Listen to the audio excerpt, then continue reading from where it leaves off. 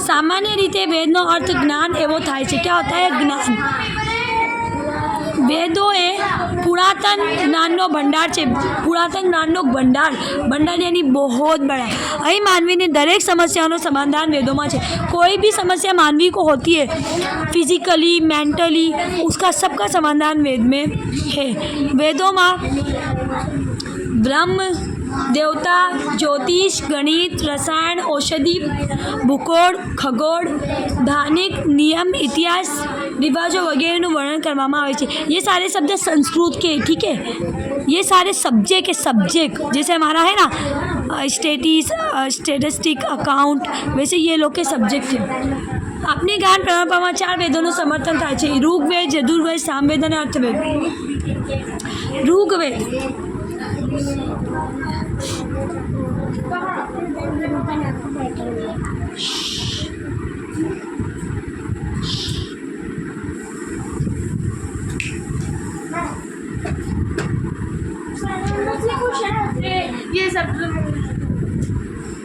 ऋग्वेद 4 वेदों में ऋग्वेद सौथी प्राचीन, सबसे जूना कौन सा है? ऋग्वेद।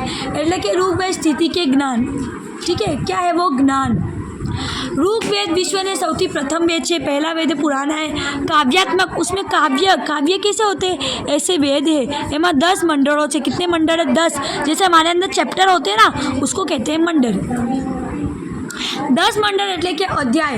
आ 10 मंडलों में 10,000 ऊपर सूकतનો समावेश है। उसके अंदर 10,000 टॉपिक है। हम लोग टॉपिक बोलते हैं, उसको बोलते हैं सूकत। तेमा जुदा जुदा देवतानी स्तुति ने मंत्रों समावेश थाय छे। उसमें मंत्र है अभव, वो आते हैं ना मंत्र, सूत्र, वो सब है। हाँ, वेदनी कुल 5 शाखा, शाकल्प, बाष्कल, अश्वलायन, शाखायन, मंडनकायन, ये सब याद ही करना पड़ेगा। इसका कोई सोल्यूशन नहीं है।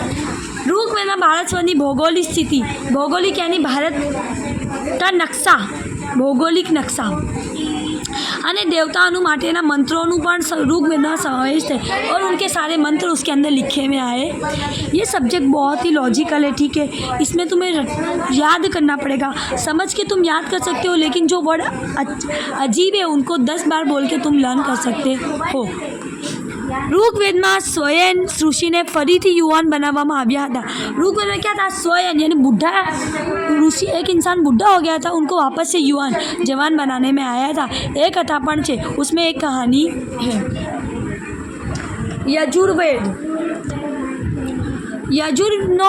यजुर्वेदનો अर्थ है गतिशील, एवो थाय छे। गतिशील यानी चलते रहना। जो कि यजुर्वेदનો बीजो अर्थ थाय छे कर्म। दूसरो क्या है? कर्म यानी काम, कर्म कांड हमने पढ़ा ना। यजुर्वेद में यज्ञनी विधियों, कि यज्ञनी विधि यानी मालूम ना कि तुम्हें यज्ञ कैसे करना है। उसमें पहले ऑयल डालो, ऐसा करते हैं ना, ऐसा पहले उसमें ऐसा भवा करके कुछ डालते, वो सारी विधि है। और प्रयोजવામાં આવી છે। उसमें कौन से मंत्र तुमको बोलने हैं वो है उसके अंदर। અહીંયા ઉપરાંત તત્વજ્ઞાનનું પણ વિશેષ વર્ણન છે। તત્વજ્ઞાન यानी मालूम है? तत्वों का ज्ञान। तत्व यानी केमिकल, हाइड्रोजन, कार्बन डाइऑक्साइड, वो सारे तत्व ये अभी के नाम है, पहले उनको कुछ और बोलते थे। तत्वज्ञान ब्रह्म, आत्मा, ईश्वर, पदार्थ बोला ना, ईश्वर वगैरह रहस्यमय ज्ञान, जो कि आप रहस्य यानी कि जो छुपे हुए ज्ञान है। गद्यात्मक यानी गद्य आता है ना, पैराग्राफ, उसके थ्रू है। आ वेद में 2 જેટલી शाखा है, शुक्ल यजुर्वेद और कृष्ण। सामवेदનો अर्थ है संगीत, ठीक है। संगीत ऋग्वेद ने ऋचाओना संगीतमय रूप है અને ગીતના રૂપમાં જ છે, ગીતો के रूप में है। गीत है उसके अंदर अलग अलग। सामवेद में संगीत शास्त्रों मूળ मानવામાં આવે છે। क्या संगीत शास्त्रों को मूળ मानते हैं?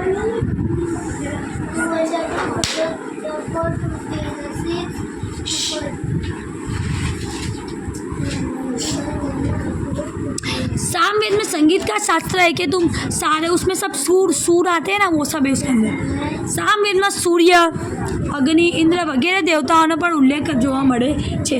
वो बोलते हैं ना सूर्य, गाने में सूर्य का नाम आता है उसके अंदर, संगीत में अग्नि, ये सब का नाम आता है। तेने मुख्य 3 शाखा है, 3 शाखा।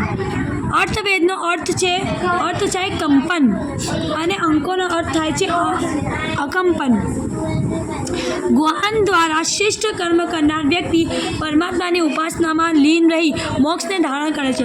ज्ञान द्वारा तुमने बहुत सारा ज्ञान हासिल कर लिया, वो तुमने देखा था ध्रुव को एक साथ में, मतलब जो ज्ञान को प्राप्त करता है तो वो परमात्मा के साथ ज्वाइंट हो जाता है, ठीक है। लीन हो जाना यानी उसके अंदर मग्न हो जाना और कोई चीज़ के बारे में सोचना नहीं। આ વેદમાં રહસ્યમય વિદ્યાઓ, જડીબ્યુટીઓ, ચમત્કાર અને આયુર્વેદનો ઉલ્લેખ કરવામાં આવે છે। વિદ્યા यानी ज्ञान, जड़ीबूटी यानी कि तुलसी और फेनुग्रीक जो जड़ी बूटी आती है ना, 2 चीज़ों को मिक्स करके बनती है वो। चमत्कार यानी कि कोई श्लोक बोल के किसी के ऊपर किसी को हिप्नोटाइज करना, वो आयुर्वेदનો ઉલ્લેખ કરવામાં આવે છે। ये सब सिखाने में आया है। भारतीय ज्ञान परंपरा 6 वेदांगो વિશે વિસ્તૃત માહિતી। વેદાંગનો અર્થ, વેદાંગ એટલે વેદોનું અંગ, વેદ का अंग જે તત્વના જ્ઞાનના સહાયરૂપ બને છે। जो किसके लिए सहायरूप है?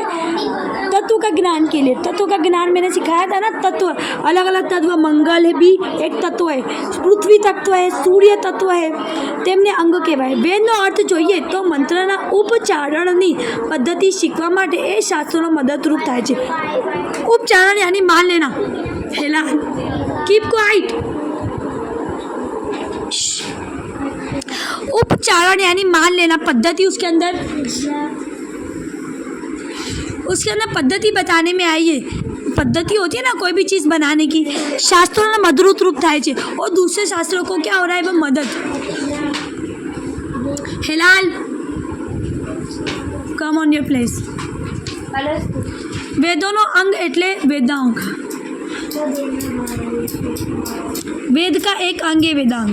भारतीय ज्ञान परंपरा साथे संकળાયેલ प्रकृति अंगेनु विचार स्पष्ट करो। प्रकृति का मतलब क्या होता है? कुदरत, ओके। उसके साथ भारतीय परंपरा जुड़ी हुई है, क्योंकि भारतीय परंपरा में जैसे तुलसी की पूजा करना, ये प्रकृति की पूजा करना, नदियों की पूजा करना, ये सब माना जाता है, ठीक है। भारतीय ज्ञान परंपरा में प्रकृति ने मात्र भौतिक तत्व तरीके नहीं परंतु जीवन अध्यात्म आधार तरीके गौरव अपायु है। हम तुलसी को बहुत मानते हैं ना कोई लोग, तो कैसा उनको गौरव यानी उनकी इज्जत करते हैं।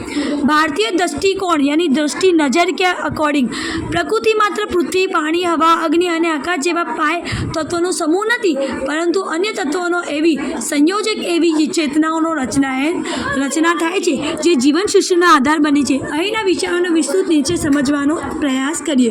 ચલો, પહેલા है प्रकृति અને પુરુષનો દ્વંદ્વ यानी मिलना। प्रकृति का पुरुष यानी इंसानों के साथ मिलना। सर दुख रहा है, कोई बात नहीं, अभी बैठ जा, फिर बात बात कर लेना। अब सही हो हेडेक। भारतीय दार्शनिक विचारों प्रकृति पुरुषनी बात आवे छे, जेमां प्रकृति सर्वभौतिक जड़ तत्व यानी उसका मूड है, और पुरुष आत्म तत्व, पुरुष के साथ क्या जुड़ी हुई है? आत्मा, खुद का आत्मविश्वास, प्रतिनिधित्व यानी महत्व आपे छे। आ द्वंद्वथी ज समग्र ब्रह्मांडनु समग्र ब्रह्मांड पूरी दुनिया का सर्जन हुआ है, तेनो प्रवाह चाले छे और उसकी प्रवाह चलती गई है। दूसरा, 5 महाभूत त्रिगुणનો संबंध। संख्य शास्त्र प्रमाणे पृथ्वी, जल, अग्नि, वायु, प्रकाश आ 5 महाभूत है, इनका नाम याद रखो। प्रकृति ना अंग तरीके मानवामां आवे छे। उसका अगर एक भी चीज़ गायब हुई तो प्रकृति अधूरी मानी जाएगी। आसान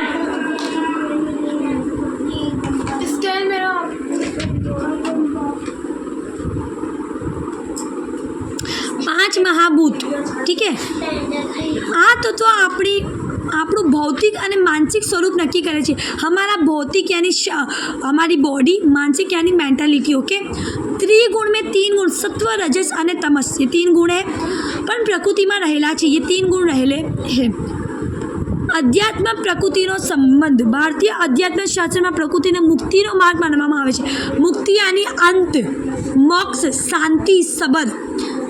प्रकृति ने समझी, उसको समझना है और उनका अनुसरना है। अंत हमको क्या मिलेगी? एक मोक्ष। बोलते हैं ना, प्रकृति के साथ बैठ के मुझे शांति मिलती है, हमारी आत्मा को हमारी मन को शांति मिलती है। प्रकृति नो उपासन और संरक्षण।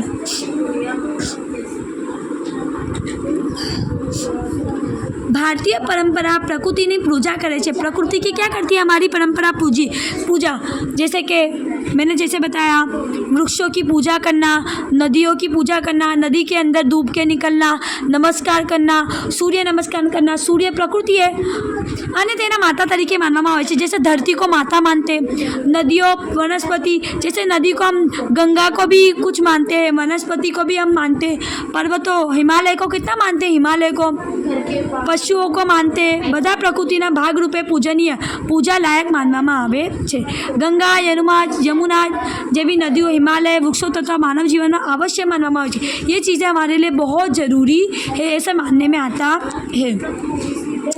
વૈજ્ઞાનિક અને વૈદિક દ્રષ્ટિ. આયુર્વેદ અને યોગ જેવા પ્રાચીન વૈજ્ઞાનિક શાસ્ત્રોમાં માનવ શરીર અને પ્રકૃતિ વચ્ચેનો घनिष्ठ संबंध. मानव शरीर અને प्रकृति, मानव का जो शरीर है वो प्रकृति से बहुत ज़्यादा जुड़ा हुआ, गाढ़ यानी बॉन्ड है उसका. આયુર્વેદના 5 મહાભૂતોનો ત્રિદોષ સાથે સંકળાયેલ છે, જે શરીરના આરોગ્ય यानी हेल्थनेस, मानसिक यानी हमारी मेंटालिटी सुनिश्चित करे છે, स्थिरता, जिससे हम स्थिर और अपने मन को शांत रखते हैं. जीवन अविनाशी यानी चक्रात्मक दृष्टिकोण. अविनाशी यानी जो विनाश नहीं हो सकता. दृष्टिकोण यानी देखना. दृष्टिकोण यानी देखना. प्रकृति में जन्म, पहले कोई चीज़ जन्म होती है, फिर वो बढ़ती है, विकास होता है, फिर वो विनाश, फिर उसका अंत होता है ना. कोई भी चीज़ का ये चलता रहता है. जैसे कोई झाड़ होता है, पहले छोड़ होता है, फिर बड़ा झाड़ होता है, फिर वो बुढ़ा हो जाता है तो धीरे धीरे उसके पान खड़ जाते हैं. ये चक्र चलता रहता है. आ चक्र ने समझना है, अनुसरना है. मानव जी ने जीवो ए भारतीय ज्ञान मुख्य ध्येय है, ये समझना बहुत जरूरी है. आ चक्र ने आध्यात्मिक दृष्टिए मोक्षनी तरफेणમાં માનવામાં આવે છે. मोक्ष यानी मुक्ति. आध्यात्मिक दृष्टि हम क्या मानते हैं? कोई भी चीज़ को मोक्ष मिल जाना तो उसका क्या विनाश हो जाता है. વિસ્મૃતિના પરિણામને ટૂંકમાં ચર્ચા કરો. વિસ્મૃતિના મુખ્ય અને લાંબા ગાળાના પરિણામોને અનેક સ્તરે જોવા મળે છે. જે વ્યક્તિના क्या अनेक स्तर यानी स्टेज, हमारी ज़िंदगी के स्टेज आता है ना. जैसे हम लोग पहले बच्चे रहते हैं, फिर टीनेजर, फिर अडल्ट बनते, वैसे. चल खड़ी हो जाओ मेरे पास तुम दोनों. व्यक्तिगत कार्य क्षमता.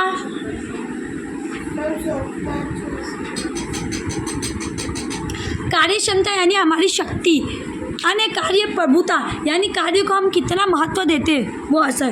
जो कोई व्यक्ति वारंवार महत्वपूर्ण माहिती, काम अथवा जवाबदारी न भूली जाए तो तेने कामगिरी पर गंभीर असर पड़े છે.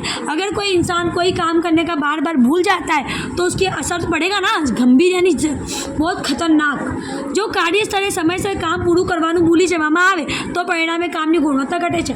अगर तुम्हें कोई काम मैंने दिया और तुमने वो काम कंप्लीट नहीं किया तो उसमें क्या होगा, तुम्हारी काम की गुणवत्ता कम हो जाएगी. जाहिर सी बात है, मैं दूसरी दफ़ा तुम्हें काम दूंगी नहीं. प्रोजेक्टમાં વિલંબ આવે છે. વિલંબ यानी કે विलंब यानी अटक जाता है. तेना भाग लई रहेला अन्य लोगों पर बोझो आवे छे और दूसरे लोग को भी उसकी वजह से. तुम्हारा काम, तुम मेरा काम नहीं कर दोगे तो मेरा नहीं होगा, मेरा नहीं होगा तो मैं मेरे बॉस से सुनूंगी, तो मेरा बोझ बड़ा. આનું લાંબા ગાળાનું પરિણામ એ છે કે આ રીત વારંવાર ભૂલ કરવાની વ્યક્તિને પ્રતિભાવશાળી અને વિશ્વસનીય માનવામાં મુશ્કેલી આવે છે. अगर कोई इंसान काम करने में भूल जाता है, तुमने मुझे कोई काम दिया, जैसे वीडियो बनाने का, पढ़ाने का काम दिया, लेकिन मैं वो नहीं करूँगी तो तुम मुझ पर विश्वास रखोगे नहीं. तुम्हारा क्या हो जाएगा, विश्वास रखना मुझ पर मुश्किल हो जाएगा. तुम सोचोगे नहीं यार, ये दीदी मतलब ये टीचर बराबर नहीं करती है, ये बराबर सब पढ़ाती नहीं है, ये खुद के लिए काम के लिए सीरियस नहीं है, ऐसा तुम मेरे पे भरोसा नहीं करोगे. बट पुनः प्रमाणित यानी कि वापस तुम्हें कोई का वो विश्वास भरोसा प्राप्त करना है तो तुम्हें अच्छे से काम करना चाहिए. तेनी कारकिर्दी विक्रम नकारात्मक असर पड़े छे. और अगर तुम्हारी कारकिर्दी खराब हुई, काम करना की किर्दी यानी तरीका, तो तुम्हारी नेगेटिव असर पड़ेगी. दूसरा, संबंधों तनाव यानी स्ट्रेस, टेंशन, दूरी, असंतोष यानी बेचैनी. જ્યારે વ્યક્તિ વારંવાર કુટુંબના સભ્યો, મિત્રો અને નજીકના લોકો સાથે જોડાયેલો મહત્વપૂર્ણ પ્રસંગો, વચનો કે इवेंट्स भूली जाए, जैसे कि तुमने मुझे तुम्हारी बर्थडे पार्टी में बुलाया लेकिन मैं वहाँ पे जाना भूल गई। वचन, मैंने तुम्हें प्रॉमिस किया था मैं आऊँगी, पक्का आऊँगी इवेंट्स यानी कोई भी दावत में, और मैं भूल गई, ત્યારે તેનાથી સંબંધો દુરાવ થાય છે અને તણાવનું વાતાવરણ સર્જાઈ શકે છે। तब तुम मुझसे क्या हो जाएगी, अरे यार शाइना दीदी ने बोला था मैं आऊँगी, कितनी झूठी है, आई नहीं, है ना। उसके तुम क्या करोगी, तनाव यानी मेरे और तुम्हारे दरमियान तनाव पैदा होगा, दुश्मनी पैदा होगी, સર્જાઈ શકે। ખાસ પ્રસંગો ભૂલવા અથવા વારંવાર વાતચીતમાં ગેરહાજર રહેવા જેવી વિસ્તૃત નજીકના લોકોના એવું લાગણીશીલ અને નારાજગીનો ભાવ જાગી શકે છે। अगर गैरहाजिरी, तुम मुझे मैसेज कर रही हो, मैं तुम्हें रिप्लाई नहीं कर रही, बार बार मैं तुम्हें इग्नोर कर रही हूँ, नहीं तुम्हारे पे तुम्हारी लागणी यानी तुम्हारी फीलिंग्स को नहीं समझ रही, तुम्हारी नाराज़गी को कोई महत्व नहीं दे रही, तो तुम क्या करोगी, तुम्हें हर्ट होगा ना, तेरा महत्व आता नहीं।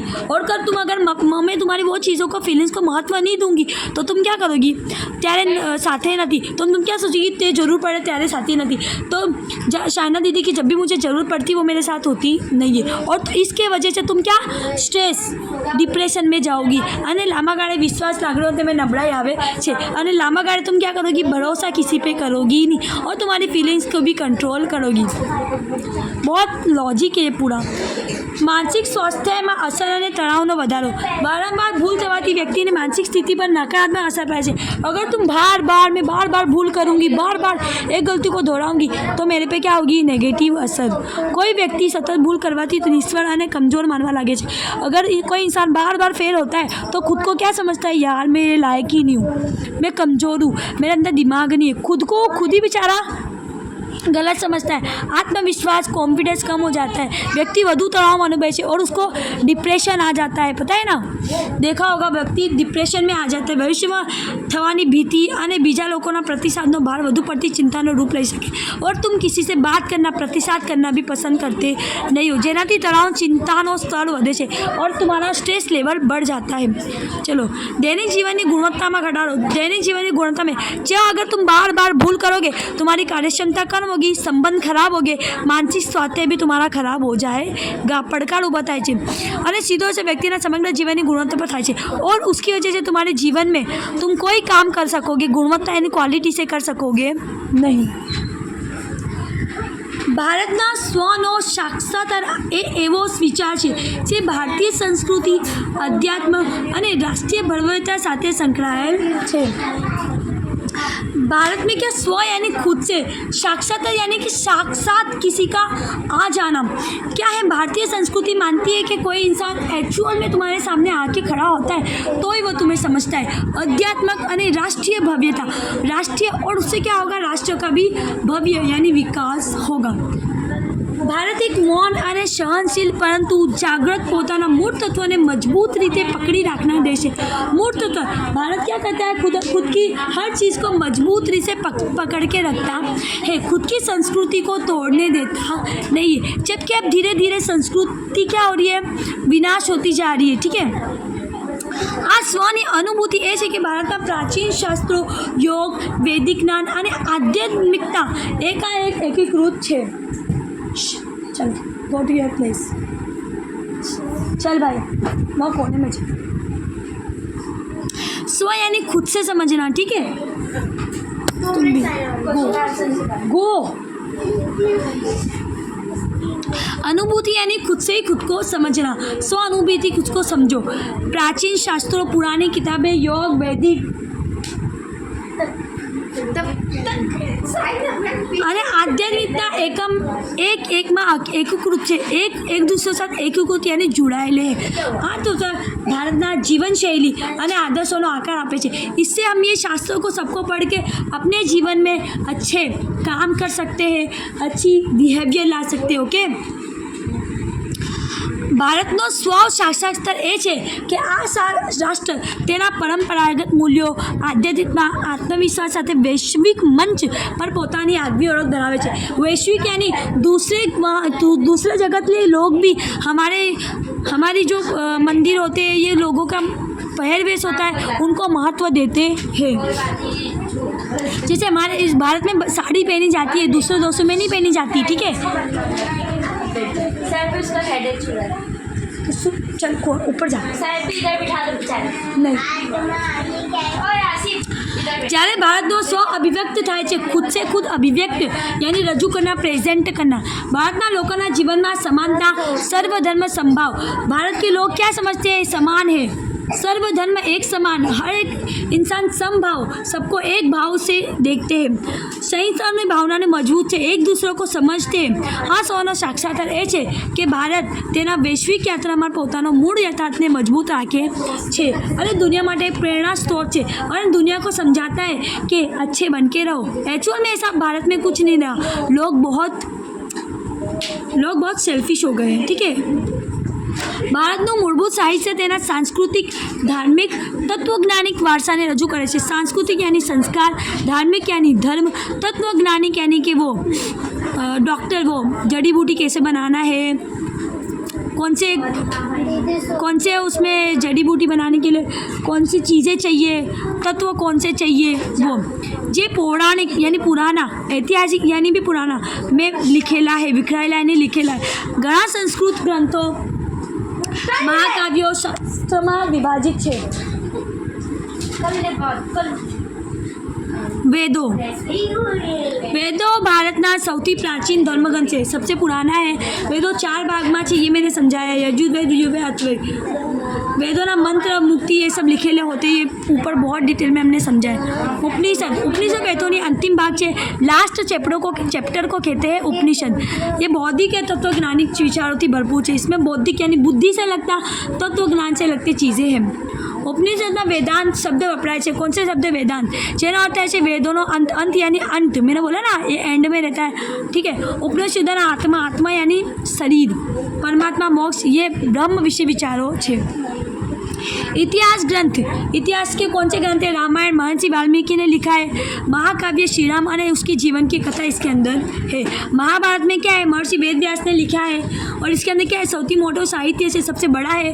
तेमा पांडव कौरव के जो बच में जो युद्ध हुआ था वो बारे में लिखा है। भगवान शिष्यों की गीता उपदेशનો समावेश થાય છે। अब ये शास्त्रों और पुराणों, धर्मशास्त्रों, मनुस्मृति, याज्ञवल्क्य स्मृति, धर्मशास्त्रों समानता, धर्म और नैतिक मूल्यों ज्ञान मार्गदर्शन आपे छे। धर्म कैसे फॉलो करना है, समाज में कैसे रहना है, नैतिक के मूल्य यानी हमारे नैतिक मूल्य, नैतिक जवाबदारी क्या है, वो सब है। पुराणों में क्या है? पौराणिक ग्रंथों से जो विभिन्न देवता है ना, जैसे कि देवता के अलग अलग नाम आते हैं, अवतार, वार्ताओं वर्णन से देवता कैसे आए, क्यों आए, क्या करा, वो सब चीज़ें जैसे भगवत पुराण, विश्व पुराण, शिव पुराण, ये शिव देवता है ना, इसका नाम विष्णु भी एक देवता है। ये सब की कथा स्टोरी है। भगवद गीता में क्या है? महाभारत में ये एक भाग है। आ ग्रंथ में जीवन तत्वज्ञान, कर्म योग, कर्म कैसे करना चाहिए, भक्ति कैसे करना चाहिए, ज्ञान कैसे प्राप्त करना चाहिए, ये सारी चीज़ें का उपदेश आपवामां आव्यो छे। जे श्रीकृष्ण अर्जुन ने कर्म और धर्मना मार्ग चलावવાનો उपदेश आप्यो। श्रीकृष्ण ने किसने? अर्जुन को सिखाया था ना कि अच्छे कर्म कर, धर्म को फॉलो कर, वो सारी चीज़ें इसमें आई। ये स्टोरी है पूरी। जैन और बौद्धिक साहित्य, आम जैन और तीर्थ, जैन लोग होते हैं ना, जैन की अटक भी होती है, बौद्धिक लोग होते हैं, उनका ये धर्म शास्त्र है। जैसे हर धर्म का अपना अपना शास्त्र है, तो इनका भी ये शास्त्र है। खास કરીને त्रिपिटक सामेल है। जे बौद्ध धर्मની आचार संहिता, तत्वज्ञान અને बोधन આપે છે। बोधन यानी उपदेश, तत्वज्ञान उनका तत्वज्ञान, आचार संहिता यानी तुम्हें कैसी चीज़ें को आचार एक्सेप्ट करना चाहिए। थैंक यू, उम्मीद है आपको समझ आया होगा।